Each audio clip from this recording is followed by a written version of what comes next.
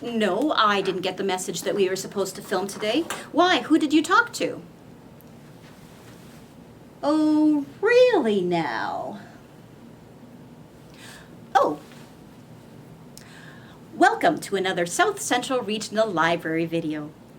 Hi, I'm Linda and I'm a librarian, and today my assistant and I are going to tell you the story of the three little pigs. Do the best you can. You got us into this. Once upon a time, there were three little pigs who all decided it was time to move away from their parents' house and make homes for themselves. The first little pig, an actual pig.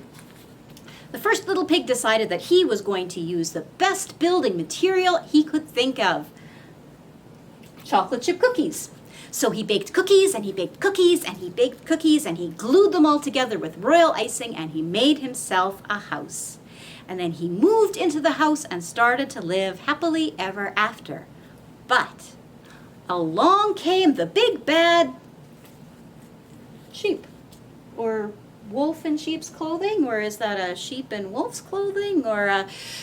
Okay, right, I'll stick to the point. Along came the big bad sheep. Little pig, let me come in, said the sheep. Not by the hair of my chinny chin chin, said the pig. Then I'll huff and I'll puff and I'll blow your house in, said the sheep, and took a deep breath in and smelled those chocolate chip cookies. And the sheep came up to the wall and took a big bite out of the chocolate chip cookies, and then another one, and then another, and another, and another, until she was so stuffed she had to go lie down. So the big bad sheep went off in one direction, and the first little pig ran off to find his sister. Now his sister, the second little pig, Pigwin, the second little pigwin decided that she was going to make her house out of the best building material ever,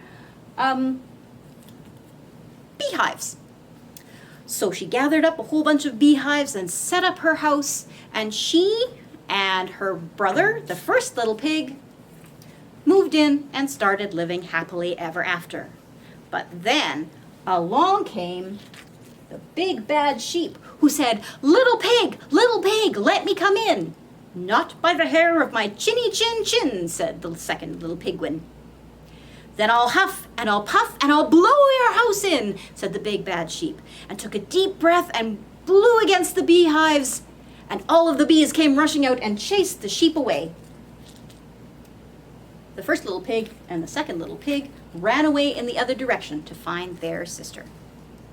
Now their sister, the third little pig,